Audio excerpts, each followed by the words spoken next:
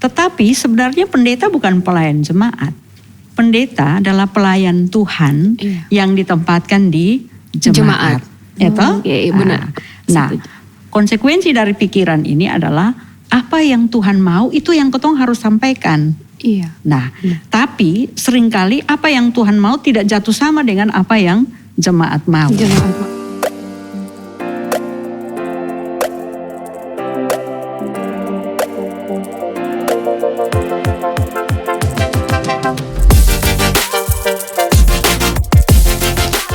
Halo semua, Shalom. Jumpa lagi dalam Beta Saksi Podcast, beritakan kabar baik.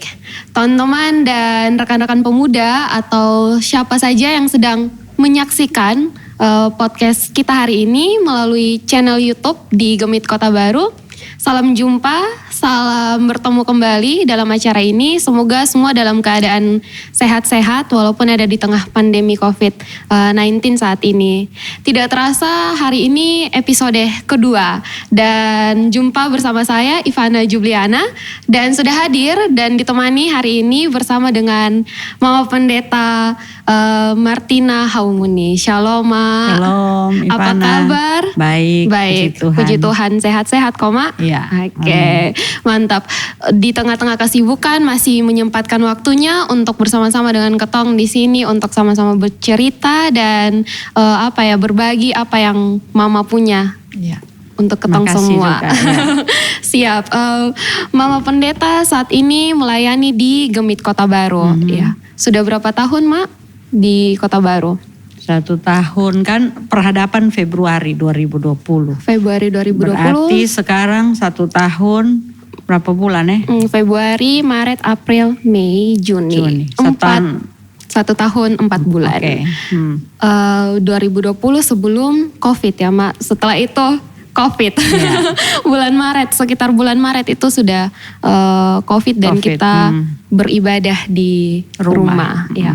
Beruntungnya adalah perhadapan pada saat sebelum COVID. Jadi semua tahu, ini pendeta baru yang datang memberi diri untuk melayani di Kota Baru.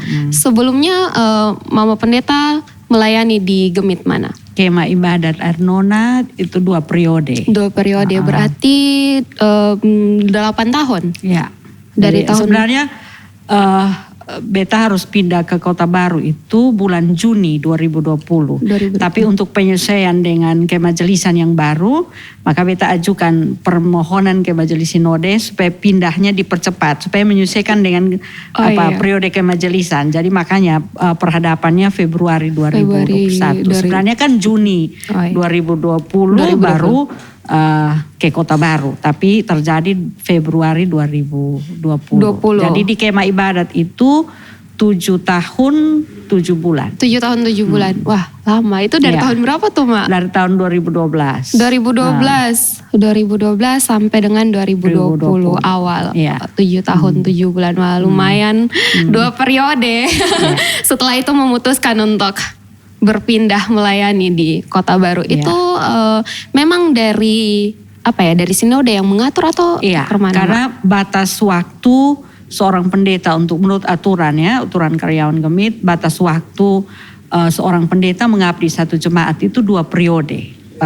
Aturan yang terbaru, tapi kalau aturan sebelumnya beberapa periode bisa. Jadi berarti setelah ini berpindah dong, Mbak. Berpindah berarti 2020 sampai 2023 dengan 2023 di Kota Baru. Setelah itu pindah, 1 tahun ya. Kalau tidak bisa. Boleh 2 tahun. Tidak boleh 2 tahun lagi. Aduh, oke. Memang itu sudah namanya aturan yang dibuat. Jadi Ketong yang ada di dalam aturan itu memang harus menaati aturan itu. 2012 berarti Mama Pendeta tahun berapa ditabiskan menjadi pendeta? Ditabiskan tahun 1995. 1995, Ivana belum lahir. Ivana lahir tahun? 2001, Mak. Oke. Itu masih di angan-angan kayaknya.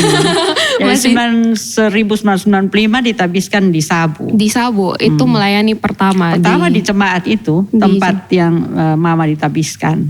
Oke, itu di Sabu mana, Mak? Di Sabu Barat. Di Sabu Barat. Di Yeruel. Itu di sana berapa tahun kira-kira? Itu lama? jadi tahun 95 ditabiskan di Yeruel, kemudian menikah dan pindah ikut sama-sama dengan Mbak Pieri di Raijua. Raijua tuh pulau kecil lagi di sebelah Sabu. Jadi di Raijua tuh cuma 1 tahun. Karena mama sakit di situ. Kemudian Majelis Sinode pindahkan kembali di jemaat yang pertama yang di Seba kota, ibu kota kecamatan. Jadi di situ dari tahun 95 April Maret ditabiskan di Seba kota tahun 95, kemudian Oktober pindah ke Raijua. Tahun berikutnya kembali lagi ke Seba kota, itu sampai 2008 baru pindah ke Kupang. Jadi hampir 13 tahun 7 bulan di Sabu. Kira-kira kalau Ivana tanya bosan soalnya tuh Mak 13 tahun. Ada saat dimana bosan. Ya. Tetapi cara untuk supaya jangan bosan, ya dalam pelayanan harus ada inovasi baru. Betul. Supaya jangan bosan dan belajar untuk menikmati pelayanan. Betul sekali. Aduh 13 tahun, bayangkan. Apalagi pada saat masa-masa seperti itu, walaupun di kota orang bilang, tapi pasti ada keterbatasan di sana. Karena belum ada HP, bank juga belum ada waktu itu. Kemudian fasilitas kesehatan juga sangat terbatas. Ya. Berarti son ada HP. Aduh ketong sekarang sama kalau mau dibilang 1 jam, jangankan 1 jam, 5 menit sampai 10 menit son pegang HP satu kayak rasa ada yang kurang. Kalau mau telepon mesti di kantor Telkom. Jadi jalan dari rumah atau dari gereja situ Sonde jauh sih. Karena di ibu kota kecamatan kan. Masih kantor. Aksesnya masih lebih baik. Itu kalau di Seba, tapi kalau di Raijua sama sekali sonde bisa. Jadi karena dia pulau tersendiri. Betul. Dari Seba dengan Raijua. Dari Seba ke Raijua tuh 4 jam dengan perahu motor. 4 jam. Kayak dari sini Pisoe, tapi dengan mobil. Kalau dari Kupang Pisoe. Ini kan dengan perahu motor. Dengan perahu motor. Aduh, berarti lumayan ya. Lumayan. Tapi sudah terbiasa 13 tahun. Dinikmati. Betul. Apalagi di tengah-tengah kesusahan seperti itu tuh, kalau tidak dinikmati justru kayak malahan tambah stres. 13 tahun di sana. Penasaran tadi Mama bilang memang sedikit kalau orang bilang bosan pasti manusiawi. Kira-kira tantangan-tantangan selama 13 tahun melayani di Seba dan di Raijua tuh kira-kira apa Ma? Ada kesaksian yang mungkin bisa dibagikan untuk yang nonton. Mulai dari hal yang sederhana. Waktu di Sabu tuh hampir tiap hari makan sayur, cuma sayur kangkung. Tiap hari. Kesukaan sih Mak, tapi kalau tiap hari kayaknya bosan juga. Jadi pernah satu kali Mama karena terlalu jengkel, Mama menangis berteriak karena jengkel tiap hari menunya yang sama. Tapi ya memang karena itu keterbatasan. Mau ada, makan ya kelaparan. Selain itu Mak, dari tantangan dari jemaat, maksudnya kesaksian dari ketika melayani di jemaat itu sendiri. Tentu banyak sekali tantangan baik dari teman-teman majelis maupun dari jemaat. Salah satu tantangan yang paling besar adalah bagaimana jemaat kan berpikir kita ini dompung pelayan. Betul. Tetapi sebenarnya pendeta bukan pelayan jemaat. Pendeta adalah pelayan Tuhan yang ditempatkan di jemaat. Benar. Konsekuensi dari pikiran ini adalah apa yang Tuhan mau itu yang ketong harus sampaikan.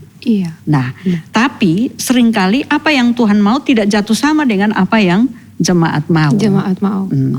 Ini dia kesulitan. Kadang-kadang kita harus menyampaikan apa yang Tuhan mau, tapi itu tidak populer di tengah-tengah jemaat. Pandangan jemaat. Berjuang untuk memilih apa yang Tuhan mau. Di saat itu ketong integritas sangat dibutuhkan. Karena salah satu godaan untuk ketong pendeta nih adalah ikut apa maunya jemaat supaya disenangi oleh jemaat, diterima oleh jemaat, walaupun mungkin yang kotong sampaikan itu tidak sesuai dengan kehendak Tuhan. Contoh yang lain, misalnya mama harus menerapkan, kan selama di Sabu tuh beberapa 2 periode lebih mama jadi ketua majelis jemaat. Kadang-kadang harus menerapkan aturan, kebijakan-kebijakan yang tidak sesuai dengan maunya jemaat. Nah, bukan hanya di Sabu, tapi juga ketika ada di Kupang, di Arnona, ada saat di mana pengambilan keputusan harus diambil dan itu tidak disetujui oleh jemaat, tapi harus lakukan. Betul. Ya, karena mama tahu betul bahwa itu kehendak Tuhan. Integritas seorang pendeta juga dipertanyakan. Memang itu yang paling penting adalah integritas. Iya, betul. Memang kalau dibilang ketong kadang kalau berdiri sendiri untuk mempertahankan apa yang Tuhan mau di tengah-tengah jemaat, maksudnya di tengah-tengah tantangan, kayak ketong tabrak ombak, tabrak arus begitu tuh memang itu susahnya minta ampun. Sangat susah. Memang sebagai pendeta muda, beta pertama waktu baru melayani 1-2 tahun di Sabu, kan majelis-majelisnya orang-orang tua. Apalagi kalau majelisnya sudah periode demi periode melayani. Betul. Biasanya mereka punya semacam pemahaman bahwa ketong kan sulama di sini. Betul. Pendeta tuh kan baru datang. Jadi ada pemahaman bahwa karena ketong sulama, ketong orang tua, ketong punya jasa di gereja, maka ada orang, tidak semua, tapi ada orang-orang tertentu yang mau supaya apa yang dia omong harus didengar. Nah, sebagai pendeta muda beta berhadapan dengan situasi itu. Nah, awalnya memang sulit. Sulit. Ya. Tapi harus diperjuangkan. Tapi beta bersyukur karena setelah 1 tahun jadi pendeta, beta menikah dengan Bapak Yeri. Dan Bapak Yeri jadi teman yang baik untuk menguatkan. Ketika lemah, ketika merasa bahwa ini berhenti sudah. Tapi Bapak Yeri selalu menguatkan sehingga terus berjuang. Manusiawi ya Mak, ketika memang jujur mungkin Ivano belum pernah rasa di saat seperti itu. Tapi misalnya hal-hal kecil saja yang ketong temui dalam ketong kehidupan kayak merasa sangat-sangat tidak bisa diterima lagi. Maksudnya dapat tantangan dari bahkan orang-orang yang justru ada di sekitarnya ketong tuh. Memang kadang kayak bisa kok stop Saso. Tapi memang bersyukur bahwa punya orang-orang di sekelilingnya ketong yang bisa menguatkan kembali ketong. Dan di setiap jemaat Tuhan selalu menyiapkan orang yang mendukung ketong. Tapi mama pikir begini, di tempat manapun ketika ketemu dengan orang yang selalu menantang, orang yang selalu kasarnya bikin masalah, mama berpikir lihat dari sisi yang positif. Jadi beta selalu berpikir bahwa Tuhan mengizinkan beta bertemu dengan orang seperti ini untuk menguatkan iman, tetapi juga karakter pelayanan beta semakin diperkuatkan. Diperkuat. Benar sekali, apalagi kalau melihat bahwa kalau ketemu lemah kembali pada diri sendiri, justru bukan itu yang Tuhan mau. Maksudnya kayak tidak tahan banting dengan situasi. Apalagi ketong ada dalam masyarakat yang patriarki. Betul. Masyarakat yang dikuasai oleh laki-laki. Apa-apa harus laki-laki. Ketika seorang perempuan muda yang masih muda menjadi pendeta, dia harus memimpin kemajelisan yang cukup besar, pengaruh budaya juga masuk. Betul Mak, itu pasti laki-laki dong. Kenapa son beta kenapa harus dia perempuan lagi. Jadi sekalipun ada kesan bahwa dalam masyarakat yang patriarki, orang menganggap remeh perempuan. Betul. Bahkan sampai sekarang pun juga masih terasa walaupun sudah mulai perlahan-lahan. Tapi ketong jangan kalah, ketong harus tunjukkan hidup perempuan. Ketong bisa Ketong bisa, betul. Memang dan perempuan juga punya potensi. Bukan berarti ketong perempuan, ketong lemah hanya urus dapur, tidak. Nah, perempuan kan gambar Allah juga toh. Iya betul. Laki-laki dan perempuan sama dan setara. Gambar Allah. Memang menarik Mak bahwa ketika ada di sana lalu dipertemukan oleh pasangan hidup, puji Tuhan sampai sekarang. Suatu perjalanan yang luar biasa dan Bapak sama-sama melayani pada saat itu jadi pendeta. Di jemaat yang berbeda. Di jemaat yang kecuali berbeda. waktu di Rajua, Iya. Mama dan Bapak melayani di jemaat yang sama. Tapi ketika Mama kembali ke Seba, ke Sabu Besar, Bapak tetap di Rajua. Jadi waktu itu ketong dua berpisah hampir 1 tahun. Padahal waktu itu Mama sedang hamil Hani. Oh ya, Mama mau anak pertama. Anak yang pertama. Ya. Dan sebenarnya Hani itu anak yang kedua. Karena anak yang pertama Mama mengalami keguguran di Rajua. Di Rajua. Karena sakit, kemudian Majelis Sinode memindahkan ke Sabu Besar. Okay. Jadi hampir 1 tahun Mama dan Bapak di jemaat yang berbeda. Di pulau yang berbeda. Dengan posisi keadaan sedang hamil besar. Iya. Dan pernah satu kali waktu hamil besar, rumah kan waktu itu pastorinya cuma 1. Nah, pendeta 2. Jadi yang pastori yang 1 tuh ya pastori ditinggali oleh Bapak Pendeta almarhum Pak Pendeta Ari Kalimuji. Kemudian Mama jemaat sewa rumah. Nah kan dulu toh di kampung di Sabu. Jadi rumah bebak di lantai tanah. Satu kali Mama tidur enak-enak bangun. Banjir sumaso. Astaga. Padahal itu ada hamil besar. Iya.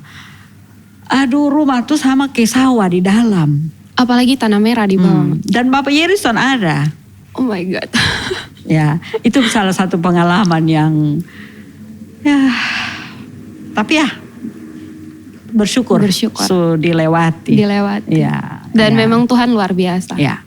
Di tengah-tengah kesulitan seperti itu tangan Tuhan tetap menolong. Di segala macam keadaan Tuhan ada. Dan ada. itu Mama merasa bahwa dalam setiap pengalaman Tuhan membentuk karakter pelayanannya Mama. Iman semakin bertumbuh. Betul Mak. Karena ketong pendeta ini bisa saya ketong berkhotbah pada jemaat. Tapi itu hanya kata-kata. Ya toh? Betul. Ketika Tuhan mengizinkan ketong mengalami pengalaman-pengalaman itu, ketong berkhotbah bukan hanya sekedar kata-kata. Tapi ketong berkhotbah dari ketong pung hidup, dari ketong pung pengalaman. Itu yang ketong alami dan itu dibagikan kepada jemaat. Bembulu badan merinding Mak. Karena sesungguhnya firman yang hidup adalah firman dari dari perilaku yang ketong pancarkan. Karena mungkin orang berpikir bahwa pendeta hidup sesuai dengan firman yang Tuhan kasih. Orang bilang hidup kudus. Mungkin saja kesulitan-kesulitan yang dialami itu tidak sebanding dengan orang-orang yang lain. Pasti ada pemikiran seperti itu. Ketong sebagai pendeta, Mama juga berhadapan deh. Ya pasti sebagai pendeta pun Mama punya sifat-sifat yang kurang baik ya toh. Namanya sebagai manusia, ketong ini masing-masing punya kelebihan, punya kekurangan. Tetapi dari satu waktu ke waktu yang lain Tuhan membentuk dan mengevaluasi diri. Karena Mama beta anak pertama dalam keluarga. Anak pertama dalam keluarga. Anak pertama tuh kan biasanya dimanja. Apalagi baru pertama. Beta anak pertama, cucu pertama. Jadi dimanja. Nah, anak pertama dan cucu pertama ini harus jadi pendeta. Nah, pendeta nih kan dia harus Dia pelayan. Dia harus mementingkan Tuhan pun mau, jemaat pun kepentingan daripada dia pun diri. Nah itu yang susah setengah mati. Susah setengah mati. Berjuang untuk menaruh kehendak Tuhan di atas Mama pun kehendak tuh itu susah. Contoh kecil Sudi Sabu ini kan kadang-kadang ketong kepingin pulang kembali di kota dengan segala macam fasilitas yang ada. Ya tapi setiap kali ada keinginan itu kemudian melihat bahwa jemaat butuh ketong pung kehadiran, ya berjuang untuk mengalahkan itu keinginan. Jadi 2-3 tahun baru bisa pulang kembali datang di kampung. Nah, itu soalnya gampang. Jadi memang harus berjuang. Tuhan Yesus kan bilang barang siapa yang mau mengikut aku ya harus memikul salib. Menyangkal diri setiap hari. Bukan 1-2 hari tapi setiap hari. Setiap hari, setiap jam, setiap menit, setiap detik. Itu yang memang kadang sulit Mak. Jujur memang namanya juga anak perempuan sama merasakan Mak bahwa memang anak perempuan pertama apalagi kalau dia punya adik-adik itu memang harus jadi panutan dan harus ikut orang tua pun mau. Iya. Apalagi pada saat itu kalau membayangkannya kalau son ikut orang tua pun mau berarti son bisa. Harus mau tidak mau harus. Dan ketong harus jadi teladan untuk ketong adik-adik toh. Betul. Jadi kadang kayak berpikir, aduh mau buat ini, tapi nanti adik-adik lihat seperti apa. Apa yang harus ketong buat. Orang tua, kalau ketong melawan orang tua, ketemu adik-adik pasti akan ikut melawan. Karena dia lihat dia pun kakak. Dia pun kakak, ya. Menarik, Mak. Dan tadi sungguh luar biasa apa yang diceritakan. Sangat perempuan, sangat tangguh, sangat independen. Aduh, jadi contoh yang baik nih buat ketong semua, Mak. Karena belajar, tadi sendiri Mak bilang, bukan berarti ketong perempuan, ketong lemah, ketong harus tangguh, ketong harus kuat. Di tengah-tengah situasi, apalagi memang budaya yang sangat mengakar dari dulu, yang namanya patriarki memang susah. Walaupun sekarang justru kemajuan zaman tetap laki-laki lebih dianggap punya posisi yang lebih tinggi. Penasaran, Mak, kira-kira Mama sendiri punya moto hidup atau mungkin ayat-ayat yang memang menjadi penguatan dalam hidup dan dalam pelayanan? Tuhan turut bekerja dalam segala sesuatu untuk mendatangkan kebaikan bagi mereka yang mengasihi. Jadi semua peristiwa dalam hidup ini, beta memahami itu sebagai cara Tuhan untuk mendatangkan kebaikan bagi beta sebagai pribadi, bagi keluarga juga dalam pelayanan. Ya, Roma 8 ayat 28. Luar biasa. Sangat, ayat itu memang sangat-sangat menguatkan. Dan ketika ketong lemah, ketong ingat kembali bahwa Tuhan sampai pernah tidur. Tuhan selalu ada dengan ketong, selalu turut bekerja di saat senang maupun di saat ketong ada dalam kesulitan. Walaupun ketong manusia sering lupa Tuhan pas ketong bahagia. Pas nanti susah baru, aduh Tuhan di mana? Kenapa ini pasti? Padahal dia pernah lupa ketong Betul, dalam segala keadaan dia Immanuel untuk ketong. Tapi ketong selalu melupakan dia dan kadang mempertanyakan dia punya kehadiran. Ya, Mak, menarik juga karena sikap yang ketong punya itu tidak dibentuk secara instan. Apalagi tidak lingkungannya ketong juga turut membentuk ketong, apalagi keluarga. Penasaran dengan origin story atau story masa kecilnya, Mak. Kira-kira seperti apa Mama Pendeta hidup di dalam keluarga, seperti apa sehingga membentuk wanita yang tangguh seperti ini? Pertama di keluarga, ketong nih anak 7 bersaudara. Hanya satu saja laki-laki, dia yang bungsu. Tapi papa dan mama sonde pernah mengistimewakan dia. Karena dia laki-laki, dia son usah kerja, dia son boleh cuci piring dan segala macam. Itu sonde. Apalagi anak bungsu. Terus papa dan mama memberi ruang yang cukup untuk anak perempuan. Bisa ikut kegiatan di mana saja. Sekolah setinggi mungkin. Nah, itu yang membentuk kepribadian beta. Beta sebagai perempuan, beta percaya diri. Dan itu bertumbuh dari keluarga. Dari keluarga. Mama lahir di Atambua. Di Atambua. Berarti mama orang tua masih di sana atau keduanya Papa dan mama sudah meninggal. Sudah almarhum. Jadi. Nah, di Atambua tuh tetangga-tetangga tuh ada yang beragama Katolik, ada yang Islam. Karena mayoritas di sana kebanyakan di sana kan Katolik. Mayoritas Katolik. Tapi tetangga-tetangga mama itu ada yang Islam. Dan ketong bertumbuh di antara keluarga-keluarga yang berbeda agama. Nah, itu sangat menolong ketika mama jadi pendeta, berhadapan dengan orang-orang lain yang bukan seagama Kristen.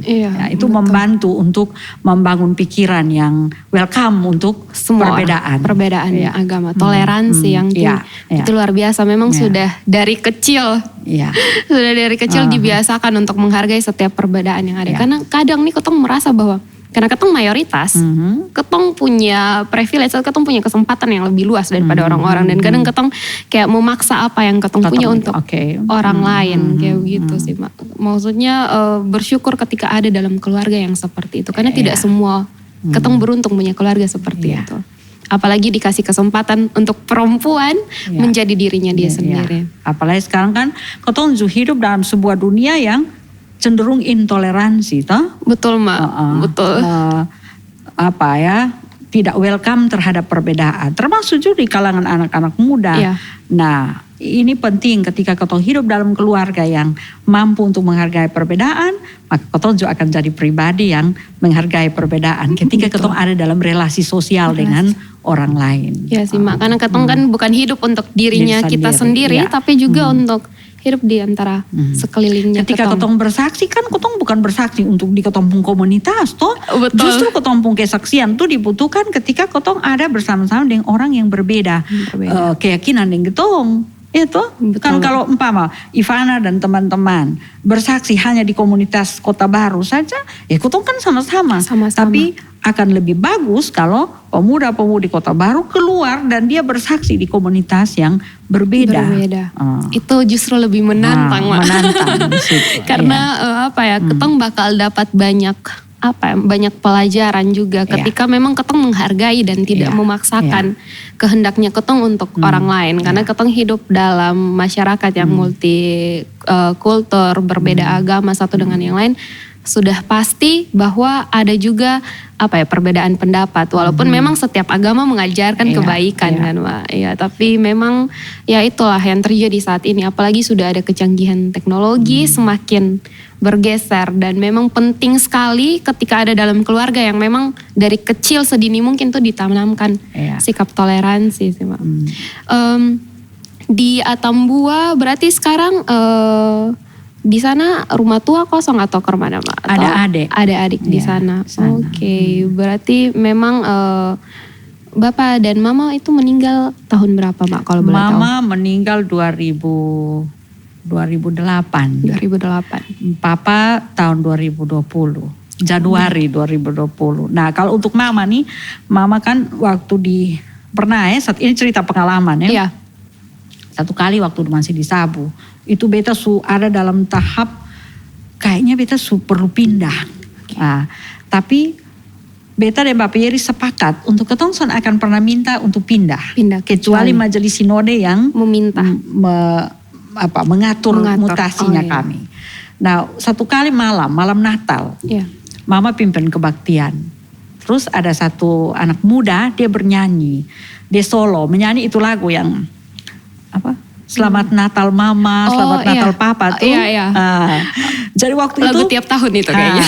Jadi waktu itu Mama langsung ingat Papa dan Mama. Jadi kita langsung duduk, kemudian beta menangis di mimbar itu dan beta berdoa, Tuhan tolong beta rindu untuk bernatal sama-sama dengan Papa dan Mama. Karena sejak Vikaris tuh Mama punya kesempatan untuk Natalan dengan orang tua. Karena waktu Vikaris kan sudah jemaat.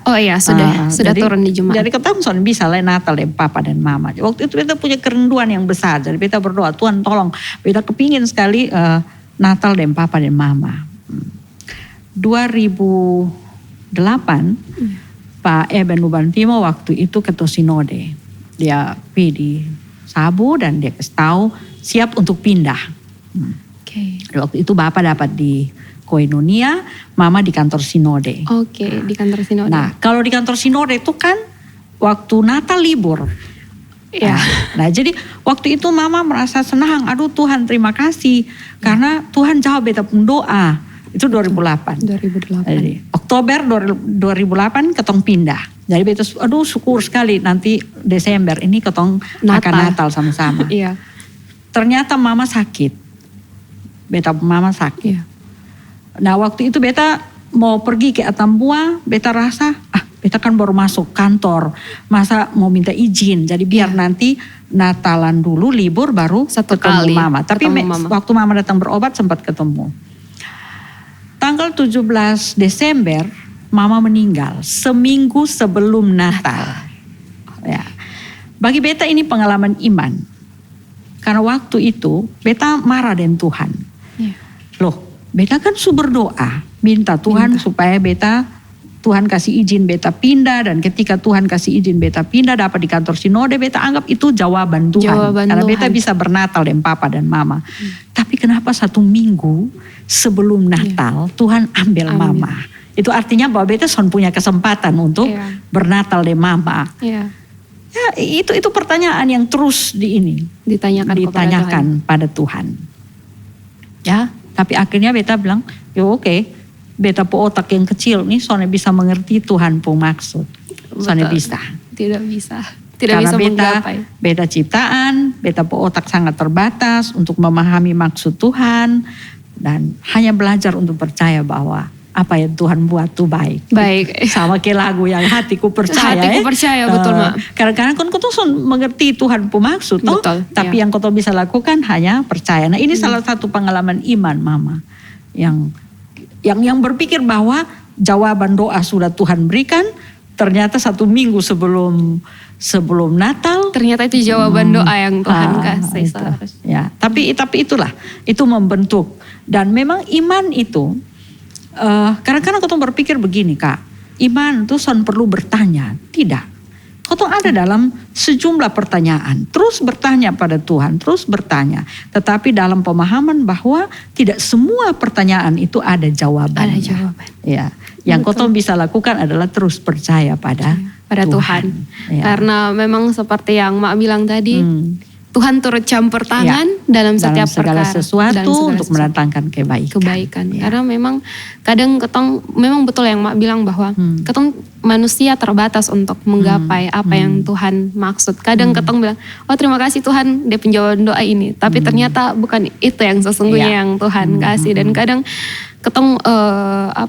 Tuhan memenuhi kebutuhannya ketong, bukan keinginannya ketong. Kadang ketong berdoa minta keinginannya ketong pi Tuhan, tapi ketong lupa bahwa biarlah Tuhan berserah diri, biarlah Tuhan pun kehendak yang jadi pada ketong. Tapi kadang ketong lupa itu, dan ketika ketong diperhadapkan misalnya kayak situasi seperti itu Mak, tanya Tuhan kenapa harus beta, kenapa harus ambil beta orang tua. Luar biasa. Ya, banyak anak muda kan begitu toh, ketong kecewa seperti Ivana bilang tadi Kadang-kadang apa yang ketong minta pada Tuhan tuh bukan ketong kebutuhan, ketong pun keinginan. Dan ketika Tuhan jawab soalnya sesuai dengan ketong pun keinginan, ketong marah pada Tuhan. Padahal Tuhan tahu apa yang ketong butuhkan. Macam kayak di Matius toh, Tuhan kan kasih contoh. Seorang bapak, yang orang tua yang berdosa sudah pernah kasih. Kalau anak minta roti, sudah pernah kasih batu. Apalagi beta Bapak di surga. Apalagi Bapak di surga ya, dia selalu kasih yang baik. Jadi ini juga penguatan untuk Ivana dan teman-teman toh. Orang-orang muda dalam perjuangan ya. Betul. Memang Ivana juga pernah rasa saat itu Mak. Apalagi posisi kalau ketong mau bilang, sebut saja ketong anak rantau di orang pun daerah. Misalnya Mak tadi pelayanan di Sabu, ya memang jauh dari orang tua itu punya sangat-sangat punya kerinduan. Apalagi masih muda. Orang bilang masih butuh kasih sayang dari orang tua, tapi karena pelayanan, karena keharusan, ketong jauh dari orang tua. Kadang pisah tuh, apalagi kalau datang libur, lihat orang tua 1 minggu, kembali di tanah rantau nanti su menangis. Maksudnya sekarang su ingat orang tua. Memang pernah ada di posisi seperti itu Mak. Memang 2011 itu Bapak meninggal. Posisi dirawat di Kupang sini dan Ivana di Soe. Memang merasa mempertanyakan kepada Tuhan, kenapa harus ambil beta pun Bapak, tidak ketemu Bapak selama 6 bulan, ketemu dengan keadaan sudah dipanggil Tuhan. Memang itu, tapi bersyukur ketemu dibentuk dari peristiwa-peristiwa iman seperti itu. Kembali lagi, bukan hanya karena anak perempuan pertama, tidak, tapi karena memang Tuhan mau ketong terus bertumbuh dan semakin dikuatkan. Justru karena dalam keadaan-keadaan seperti itu, ketong harus tanya kembali pada diri sendiri bahwa apakah ketong bisa melewati masa-masa sulit seperti ini. Seperti yang Mak bilang tadi bahwa ketong cukup percaya kepada Tuhan, hatiku percaya bahwa Tuhan akan menolong. Dan terus berjuang. Sama kayak cerita Yusuf toh, anak muda yang dapat banyak tantangan, dan dia pun tantangan tuh justru bukan dari orang lain. Justru dimulai dari dia pun kakak-kakak sendiri kan. Tapi dia tetap berjuang dan tetap percaya pada Tuhan. Betul sih, betul. Akhirnya berhasil toh? Akhirnya berhasil. Dia pun mimpi cari kenyataan. Ada pelangi sehabis hujan. Jadi orang bilang tidak cukup untuk percaya saja, tapi juga harus berjuang, harus terus bekerja. Berdoa dan bekerja. Olah et labora. Aduh, merinding Mak, karena tidak semua orang punya kesempatan yang kadang orang lihat bahwa dia ceria, dia wanita yang kuat, dia tangguh, bisa memimpin, bisa ini. Kadang menarik tadi yang ceritakan bahwa perempuan lalu misalnya dipercayakan karena ada satu jabatan dan harus punya aturan-aturan yang Tuhan mau dan ketong kekeh mempertahankan integritasnya ketong. Kadang ada badai-badai yang mau menghadang. Memang kadang orang bilang dia kuat, dia tangguh, tapi tidak melihat kenapa sampai proses, kenapa sampai... Padahal dia pulang di rumah dia ada menangis. Ada menangis. Kadang malam-malam nih overthinking, menangis. Aduh Tuhan, kadang mempertanyakan maksud Tuhan. Dan sonde semua orang. Dan itu manusiawi. Itu manusiawi. Iya betul. Hanya kembali lagi kepada ketong, bagaimana ketong mau bagaimana ketong mau terus percaya, beriman bahwa memang Tuhan sonde pernah tinggalkan ketong. Sama yang kayak Mak bilang dan luar biasa karena semua orang tidak bisa seperti itu Mak. Karena ketika dihadapkan, memang manusiawi ketika ketong dihadapkan dalam suatu masalah, tapi tidak banyak orang yang mau untuk dikuatkan imannya melalui itu. Apalagi kalau kebanyakan diberikan tantangan, kadang angkat tangan Tuhan, jangan menyerah ya. Iya betul, jangan menyerah. Apalagi masih usia sekarang. Memang usia sekarang itu punya tantangan yang besar Mak. Lebih kompleks Lebih kompleks, tapi kembali lagi sih, dan memang peran dalam keluarga itu memang juga sangat penting. Sangat-sangat penting. Nah, Mak Ivana penasaran ketika ada dalam keluarga dilahirkan di Atambua, punya saudara perempuan banyak dan juga laki-laki satu orang. Bisa bayangkan dalam rumah itu isi 6 perempuan dengan satu laki-laki. Satu laki-laki dengan segala isi kepala itu. Kira-kira bagaimana selain dari pola asuh yang Bapak dan Mama terapkan pada Mama Pendeta dan saudara-saudara yang membebaskan untuk anak-anaknya berkarya. Selain itu mungkin ada pola asuh seperti apa yang diberikan orang tua kepada anak-anaknya? Dari Papa dan Mama tuh beta belajar. Sejak kecil tuh Papa selalu beli, kalau Papa datang tugas di Kupang, Papa beli buku-buku cerita Alkitab tuh. Dan kemudian kasih ketong anak-anak. Jadi itu beta kemudian berpikir bahwa ini cara mereka untuk mengajarkan ketong mencintai membaca, mencintai buku. Nah itu dan beta biasa baca buku nih, kan Papa dulu langgaran Sinar Harapan, koran Sinar Harapan dulu ya, sekarang Suara Pembaharuan.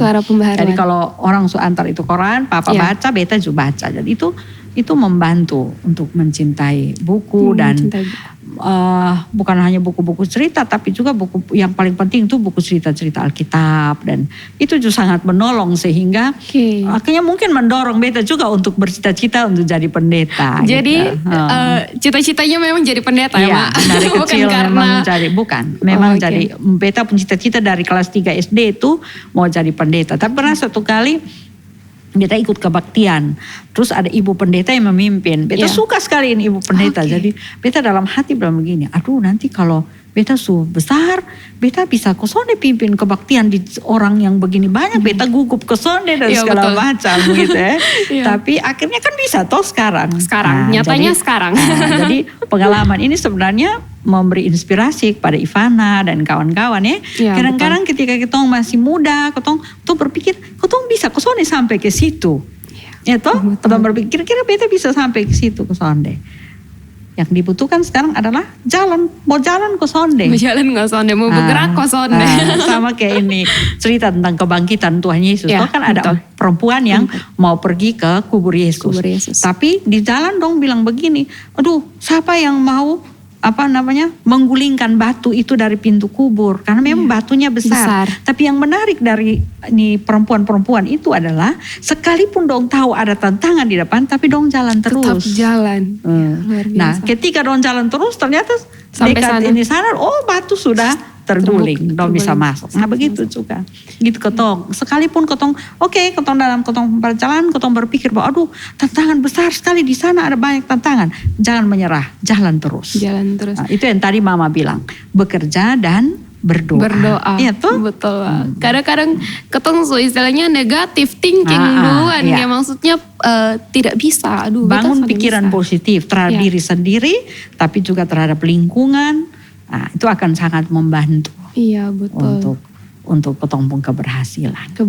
Karena semakin dikuatkan lewat setiap proses yang ketong ini. Tinggal kembali pilihan ada di diri sendiri atau ketong mau maju kok, ketong mau mundur kok, atau diam mau berhenti, atau mau pulang kembali, jalan terus. Iya betul. Menarik Mak.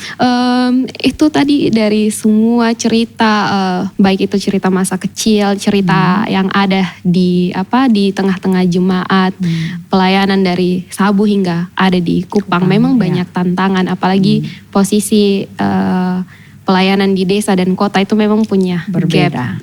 Perbedaan yang memang sangat-sangat luar biasa, mulai dari kultur yang ada di dalam dia punya jemaat ataupun fasilitas-fasilitas yang ada. Karena memang kalau dulu dan sekarang memang berbeda sekali. Kalau sekarang mungkin di desa-desa lumayan lah. Maksudnya sudah ada pembangunan, tapi kalau dulu memang betul-betul tidak ada. Segala keterbatasan. Mau pergi pelayanan jalan kaki. Alhasil sampai sekarang sehat. Karena ketong kalau sonde jalan ya sudah, son bisa pergi pelayanan. Sekarang kan semua gampang. Atau kayak kalau ada motor sudah tinggal kas nyala jalan, mobil kas nyala jalan. Atau ada sopir tolong jemput antar visi di sini. Dulu sonde. Pokoknya sejam kebaktian pakai payung jalan supi. Apalagi kalau hujan jalan menikmati nih hujan. Sampai sana jemaat setunggu untuk melayani. Di Kota Baru Mak, sekarang kan melayani di Kota Baru. Di beberapa tempat, misalnya di Seba Mama dipercayakan untuk jadi ketua majelis di sana beberapa periode. Kalau di Kota Baru sendiri, Mama dipercayakan untuk menangani apa di Kota Baru? Wakil ketua 1 menangani mendampingi pemuda, par dan katekisasi Sidi. Katekisasi Sidi ada par, katekisasi dan pemuda. Itu untuk kategorial ya. Tetapi untuk teritori, Mama dapat tugas untuk mendampingi rayon 5 sampai rayon 8. Termaksud di mana Pak rayon? Jadi berarti ada di pemuda, par dan katekisasi dan teritori di wilayah-wilayah yang tadi sudah Mak sebutkan. Rayon-rayon dari 5 sampai 8 itu menjadi bagiannya Mama Pendeta sendiri. Nah Mak, menarik topik yang sangat memang menarik. Pembahasannya adalah anak-anak, par dan juga pemuda. Memang itu sangat-sangat urgent untuk dibahas atau dibicarakan secara bersama, baik itu ketong duduk cerita seperti ini atau bahkan ada dalam satu media yang formal. Memang karena percaya bahwa anak-anak hingga nanti pemuda itu menjadi asetnya gereja. Jadi memang harus punya perhatian yang besar terhadap anak-anak. Nah, Mak, menarik untuk topik-topik yang dibicarakan terkait dengan anak, apalagi pola asuh Kristiani terhadap anak-anak. Nah, tadi menarik, misalnya saja dari Mama Pendeta punya cerita tentang pola asuh yang orang tua kasih. Apakah pola asuh yang dulu orang tua kasih kepada Mama itu diterapkan di keluarga saat ini, di Mama Penglingkungan? Jadi sekarang kan persoalan ketong di masyarakat ini adalah seringkali terjadi diskriminasi gender, toh? Betul. Nah, itu cukup ketong omong tentang perlakuan yang adil terhadap perempuan. Itu hanya di seminar-seminar, betul kayak Ivana bilang. Betul. Harus dimulai dari pola asuh di rumah. Nah, Mama kan punya anak 2 sekarang, Hani dan Abdi. Perempuan dan laki-laki. Iya, perempuan dan laki-laki. Tapi di rumah itu Abdi bertugas untuk masak nasi. Oke. Karena ketong punya tante seorang ibu yang membantu, tapi dia son datang tiap hari. Jadi kalau ini ibu son datang, Abdi tiap hari bertugas untuk masak nasi. Masak nasi. Dia laki-laki, tapi Mama sengaja untuk untuk kasih dia tugas supaya dia akan bertumbuh menjadi laki-laki, dan nanti kalau dia jadi suami pun dia soalnya alergi kalau untuk masuk dapur, karena banyak suami yang alergi kalau masuk dapur. Atau kalau dong son alergi itu hanya untuk ambil makan sama. Selain daripada itu dong alergi. Jadi ya dari kecil, Abdi sekarang sejak dia kelas 1 SMP dia bisa masak nasi. Dan Hani juga bisa mengerjakan pekerjaan-pekerjaan yang dilakukan oleh laki-laki. Oke, silakan saja. Kalau untuk apa ya, Mbak? Kebebasan dong untuk ikut kegiatan atau apa ya? Untuk ikut kegiatan baik itu di gereja, di sekolah ataupun di tempat lain, dong punya space yang ini atau tidak? Ya, Abdi kan dia baru masuk ke Kota Baru, dia ikut Angel Voice. Kemudian dia ikut ke CCD dan beberapa kali dia bantu. Ya, di Star kayaknya. Di Star. Hani kan baru datang. Jadi dia belum terlalu berkenalan dengan pemuda-pemudi di sini. Iya. Tapi bisa diajak mah. Ketemu terbuka. Terima kasih ya. Iya, supaya biar teman-teman juga tahu bahwa ketemu punya space. Kadang begini, Mak. Kadang itu ketong merasa bahwa ketong sudah punya wadah, tapi justru ketong punya wadah untuk pemuda ada. Hanya kadang mungkin karena merasa minder atau sungkan datang untuk sama-sama dengan ketong. Nah, memang awal begitu kan, namanya kan bukan hanya anak-anak muda, orang-orang tua kan begitu. Iya. Ya toh kalau ketika ketong mau masuk di satu komunitas, kadang-kadang ketong punya banyak pertimbangan. Ketong son kenal dong. Apakah ketong masuk di situ dong terima ketong kosonde dan segala macam. Kayak tadi Ivana bilang, bangun pikiran yang positif. Ya toh? Bangun pikiran positif tentang orang lain. Oke, Peter datang, pasti dong akan sambut dan segala macam. Nah, ini juga tantangan untuk badan pengurus. Ketika kalau ketong berpikir dari sisi ketong berpikir bahwa kok ini banyak anak muda di Kota Baru, tapi mungkin hanya sekian persen yang baru bergabung di ketong. Mungkin dong masih minder, dong belum punya kesempatan dan seterusnya. Mari berpikir juga dari sisinya dong. Gitu. Mungkin ada hal yang perlu ketong dalami. Kira-kira kenapa dong belum datang? Nah, itu yang bagus sekali kalau misalnya ketong adakan kunjungan ke rayon-rayon di pemuda-pemuda, ketong tanya toh dong. Jadi ada komunikasi dua arah, baik antara badan pengurus maupun teman-teman yang ada di basis, di teritori. Ya, betul, Pak. Itu terkait dengan hal seperti itu. Tapi bagaimana Mak, untuk anak-anak? Bahwa tidak semua orang tua itu punya antusiasme yang tinggi untuk melibatkan anak-anaknya ada dalam sekolah minggu. Maksudnya masih minim, Mak, untuk sedari kecil dibiasakan untuk masuk sekolah minggu, dan itu tidak semua orang tua punya ini. Itu yang ketemu tugas besar di Kota Baru nih, Iya, betul. Ya, karena kan Kak Ivana juga guru pare, guru pare. Iya, setelah mungkin, ditabiskan. Nah, itu yang sekarang ketong harus punya data yang lengkap untuk tentang keadaan anak-anak, jumlah anak-anak. Sehingga ketong tahu di rayon 1 misalnya atau di Ivana rayon 6. Rayon 6 ada berapa anak. Tapi kemudian kalau ketong evaluasi jumlah kehadiran mereka di sekolah minggu itu berapa sih persen yang ada. Nah ini menurut Mama ini kerjasama di antara banyak pihak. Bukan hanya pelayan PAR, tetapi juga dengan majelis di rayon, UPP PAR yang ada, ya toh, dengan para orang tua. Itu yang paling penting. Yang harus penting, karena memang firman Tuhan memang harus dia biasakan sejak kecil, karena memang nanti besar juga kalau dalam undang-undang agama menjadi pilihannya doang, tapi kan orang tua Kristen bertanggung jawab, apalagi sudah dibaptiskan menjadi tanggung jawab untuk dibiasakan sedari kecil. Memang kadang anak-anak kalau suruh ikut sekolah minggu nih nanti duduk di depan TV masih nonton. Apalagi kalau ada film-film yang dong suka. Kartun itu kan tiap hari minggu, itu justru peran orang tua mungkin harus lebih besar di situ. Dulu Hani waktu masih kecil ada film anak-anak, Mama lupa. Jadi kalau dia memilih untuk tidak sekolah minggu, Mama bilang oke, boleh Sonde ke sekolah minggu tapi Sonde nonton film. Oke. Dan sampai sekarang kalau mereka memilih untuk bangun pagi, Mama nanti sore saya pergi gereja. Oke, boleh.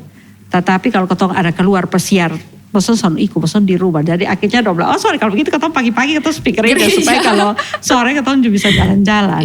Nah itu disiplin dari orang tua harus dibangun di dalam rumah tangga. Dengan begitu anak-anak tidak dimanjakan juga dalam tanda kutip, dan juga mereka berani untuk mengambil keputusan.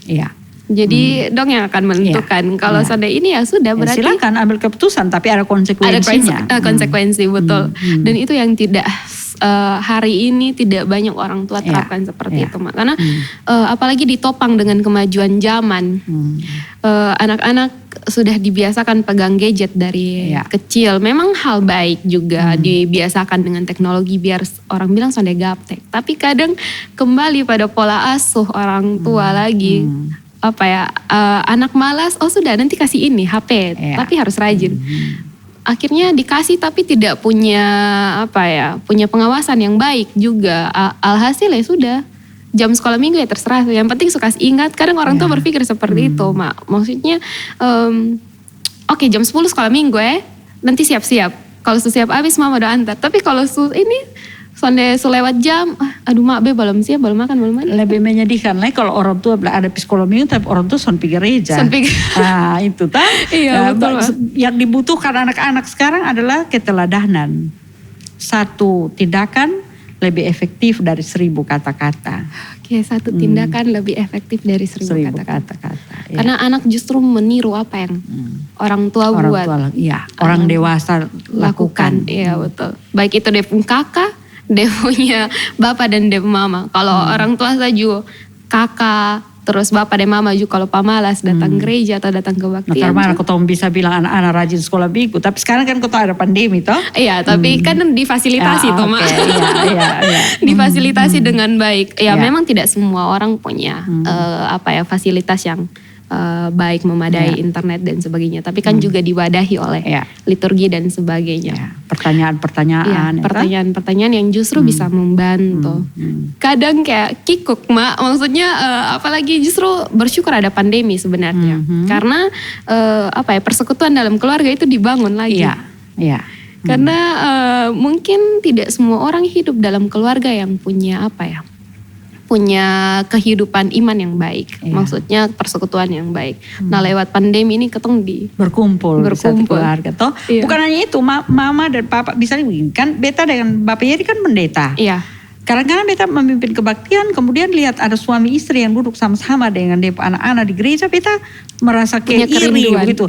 Kapan beta bisa duduk sama-sama dengan suami dan anak-anak di kebaktian. Jadi ketika pandemi, ketong sama-sama beribadah. Oh Tuhan terima kasih karena ketong bisa beribadah bersama. Kan kalau biasanya tuh masing-masing bapak Yeri di gereja sendiri, beta di tempat pelayanan. Di tempat pelayanan. Jadi dipersatukan. Karena pandemi. Tapi ya puji Tuhan ada makna-makna yang memang ketong dapat dari pandemi seperti ini. Tuhan turut bekerja dalam segala sesuatu untuk mendatangkan kebaikan. Oke.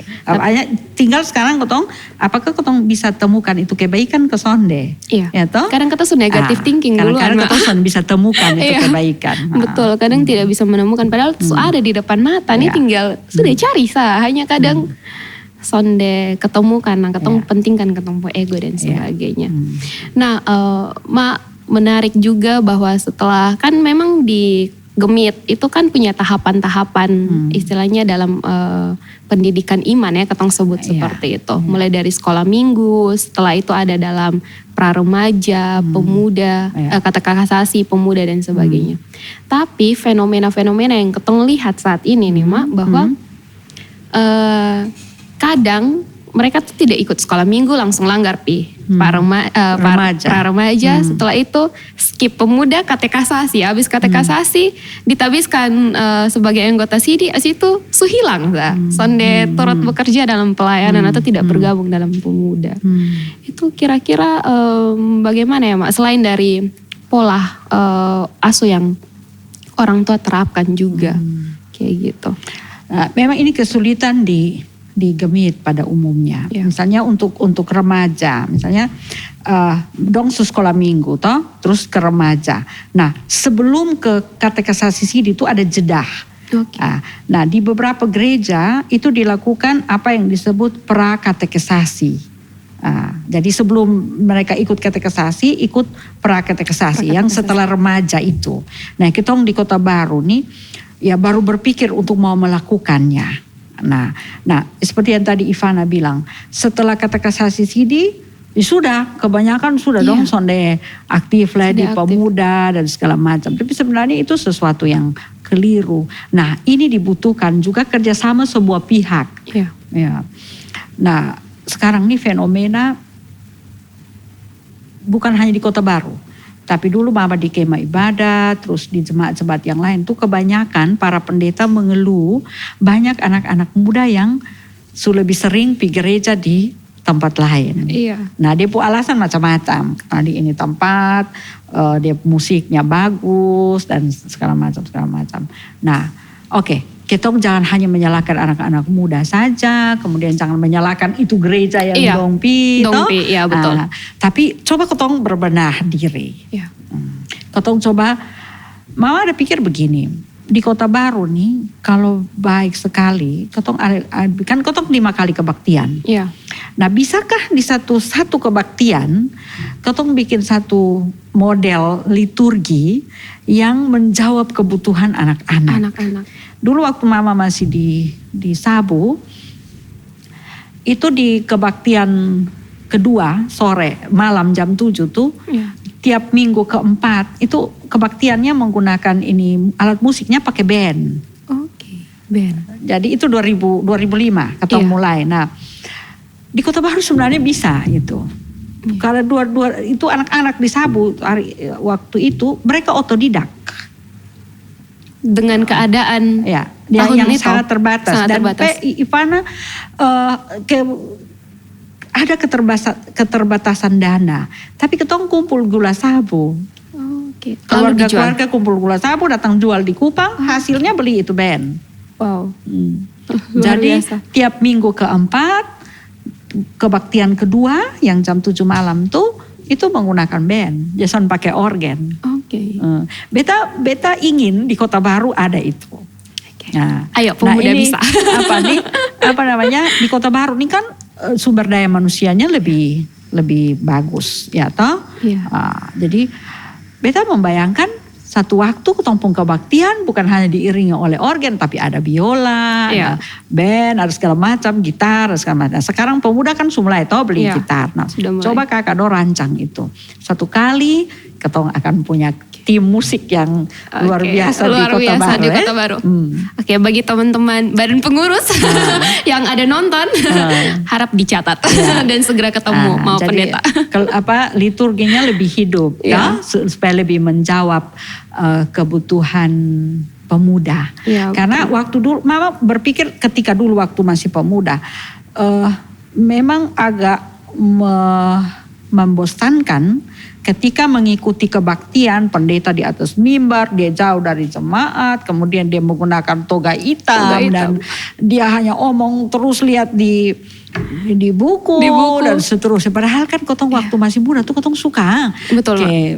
Pendetanya turun, kemudian jangan pakai toga, dia lebih sedikit santai. Cuma kan ketong Gemit nih kan ya kadang-kadang ketong gereja yang arus utama. Jadi kadang-kadang ketong susah untuk keluar dari ketompong kebiasaan.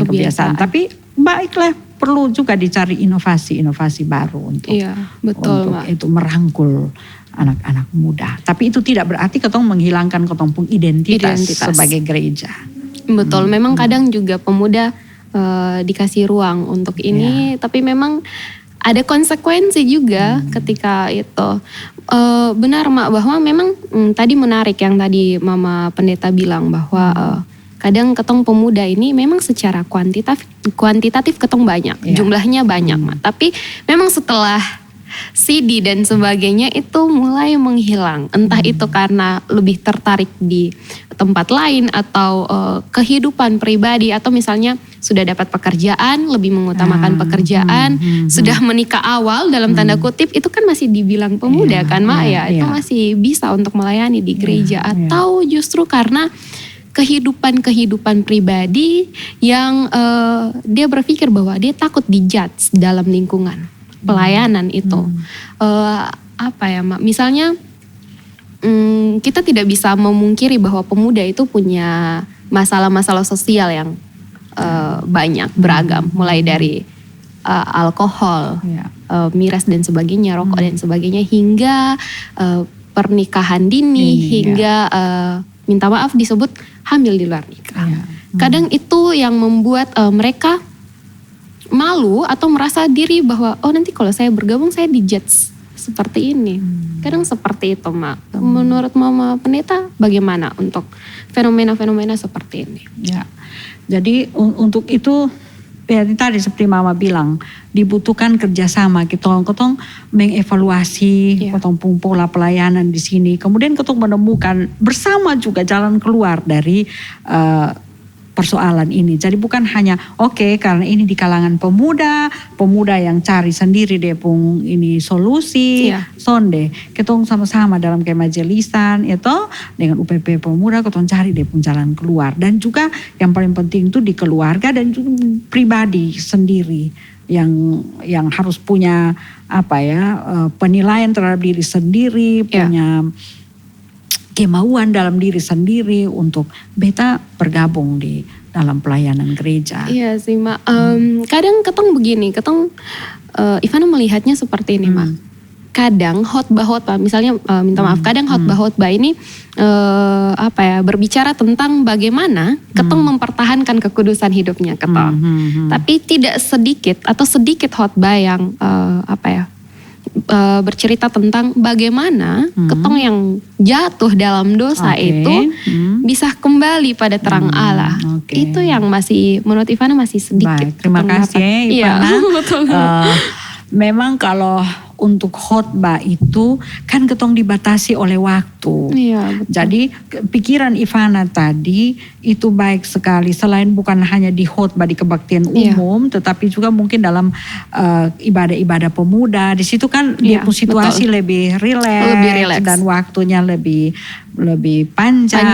Nah, di situ kita bikin diskusi PA sehingga yang tadi Kak bilang supaya yang sudah jatuh dikuatkan. Karena kadang-kadang kalau ketong sudah jatuh ketong merasa juga percaya diri agak kurang. Kadang merasa hina. Nah itu yang harus. Nah itu butuh dukungan dari komunitas. Butuh dukungan dari komunitas untuk menopang teman-teman yang merasa diri seperti itu. Iya, karena kadang kadang tidak ada lubang atau tidak ada wadah untuk mereka masuk karena ketong komunitas merasa terlalu eksklusif. Maksudnya ketong tidak mencari, ketong tunggu orang datang. Nah itu yang sekarang ketong PR di situ, ketong tugas. Bukan hanya kakak-kakak sebagai pemuda, tapi ketong sebagai kemajelisan. Itu harus diakui ya. Padahal Tuhan Yesus kasih contoh 100 domba, kalau satu saya hilang, dia cari sampai dapat. Cuma sekarang ketemu soal di Gemit adalah kayak Mama dan Pak Norman, Mak Feby. Ketong hanya 3 pendeta. Sementara ketong melayani ribuan jemaat. Kota Baru ini kan ada sekitar 600 lebih kakak. Dan dalam 600 lebih kakak tuh itu lebih dari 1000 kali anggota jemaat.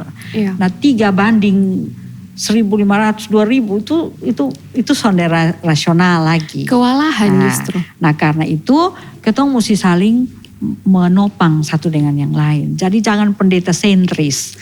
Nah di Gemit ini ketong kesulitan karena ketong pendeta sentris. Semua harus pendeta. Padahal kan sebenarnya sonde toh. Kayak yang Mak bilang tadi.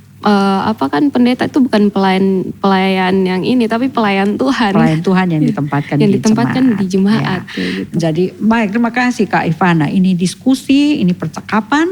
Kasih ingat Mama Ju sebagai pendeta. Siap. Ya. Baru bahwa ada banyak pemuda di luar sana yang butuh penguatan, yang butuh situasi di mana mereka merasa diterima apapun keadaan mereka.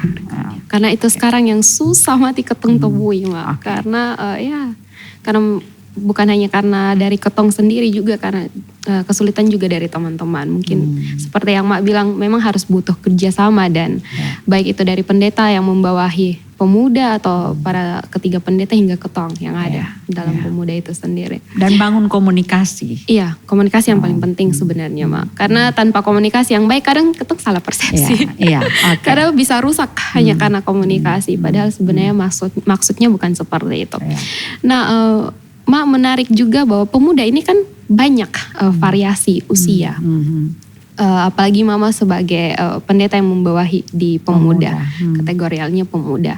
Nah, berdasarkan sensus yang ketong buat di Kota Baru, ruang lingkupnya Kota Baru, pemuda Kota Baru itu sensusnya pemuda itu punya variasi umur yang banyak. Dan paling banyak itu 17 tahun sampai dengan umur berapa ya? 20-an tahun. Setelah itu mulai dari pokoknya remaja awal, remaja pertengahan, pemuda, lalu pemuda yang pemuda awal nikah, yang menikah awal. Nah, ketong secara kuantitatif dan secara rentan atau range usia itu banyak. Tapi kalau ketong lihat sekarang bahwa masih belum ada kayaknya Mak pernah omong dengan ketong, kayaknya pernah berbicara bahwa sepertinya perlu bahwa pemuda ini dibagi berdasarkan kelompok-kelompok usia. Iya. Itu konsepnya kira-kira seperti apa, Mak? Apakah nanti ada satu program yang dibagikan untuk masing-masing range usia, atau kalau tidak dikelompokkan, apakah ada program yang memang bisa merangkul dari berbagai usia itu? Memang sulit kalau misalnya ketong melakukan kegiatan dengan mengumpulkan pemuda yang dari berbagai macam usia. Misalnya begini, ada yang dia 28 tahun, sementara dia sudah menikah.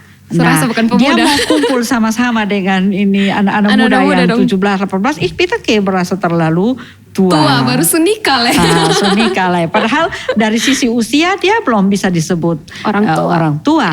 Apalagi belum punya anak.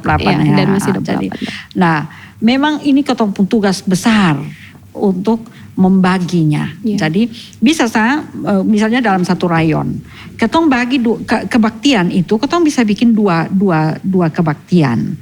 Yang satu seperti yang tadi Kak Ivana bilang, dari 17 sampai sekian. Sampai 20, 21, 22 masih bisa ya. Tapi kalau sudah 24 ke atas tuh dia itu lain lagi. Karena dia pergumulan berbeda. Kalau misalnya 17 sampai sekian itu ini contoh dong baru suka dan nona-nona, dong suka. Tapi kalau yang 24 kesekian itu kan serius. Kalau pacaran itu tahap yang serius. Cari pasangan tentu hidup. Dia pun nasihat, dia pun pengajaran kan berbeda. Antara. Tapi ini yang susah juang. Iya, betul. Kotong mesti cari. Jadi itu yang Mama bilang. Kotong harus selalu cari inovasi baru untuk kotong temukan model pelayanan yang sesuai dengan kebutuhan kebutuhan jemaat. Dan hari ini ketong terus bergumul untuk itu. Karena tidak menutup kemungkinan bahwa memang ketong punya banyak kekurangan seperti itu. Hanya kembali lagi pada ketong dan bagaimana supaya ada suatu konsep yang bisa merangkul semua. Walaupun tidak dibagi dalam per kelompok, tapi setidaknya bisa merangkul berbagai usia itu sih, Pak. Memang kalau memimpin ibadah di satu kebaktian yang terdiri dari berbagai macam usia tuh setengah mati. Kalau hanya satu kelompok susah. Karena kita tahu ini dia punya kebutuhan ini. Tapi kalau untuk semua memang susah. Tapi Ivana kotong berjuang ya, kotong terus cari ini inovasi-inovasi baru. Betul. Lebih banyak kepala yang berpikir daripada satu kepala, setau? Betul Mbak. Aduh, semoga dari Gemit, dari Sinode ada yang dengar, ada yang nonton, bisa kok tambah satu periode. Soalnya bisa karena mama bisa lagi, ini kan ada aturan satu pendeta tuh dia cuma 12 tahun di satu klasis. Nah mama sampai 2023 tuh su 12 tahun. Jadi dia harus pindah ke klasis lain. Berarti menutup kemungkinan bahwa pasti di luar Kupang. Tadi kita doakan biar Tuhan pun kehendak jadi. Amin. Ya. Walaupun pindah gereja atau pindah klasis pun juga bukan pindah, melayani di klasis yang berbeda dan gereja yang berbeda, tapi kan ketemu punya ketok sudah kenal komunikasi ada terus komunikasi betul Mak. So ada nomor WA aja toh.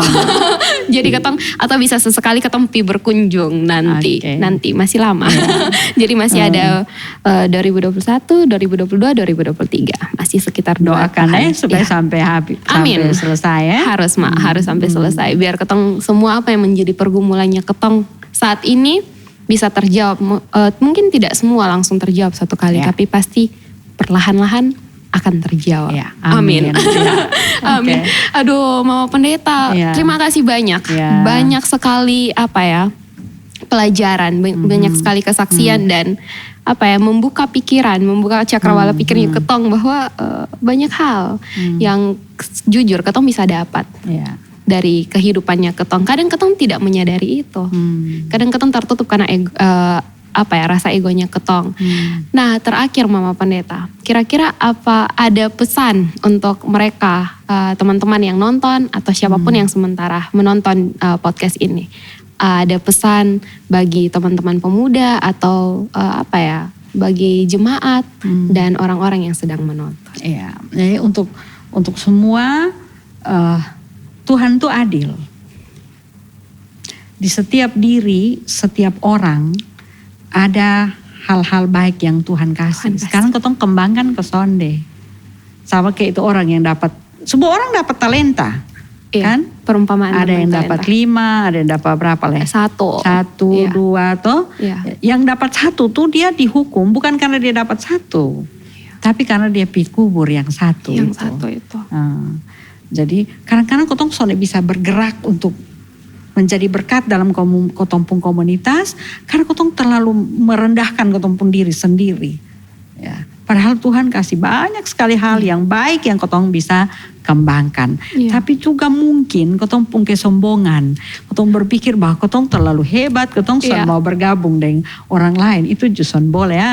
Kita bilang kesombongan itu awal dari kehancuran. Amin. Itu saya pesannya. Iya, baik. Semoga pesan dari Mama Pendeta tersampaikan untuk semua yang nonton. Tidak terkecuali tidak hanya pada pemuda, tapi siapapun rentan usia, apapun, berapapun yang sementara nonton.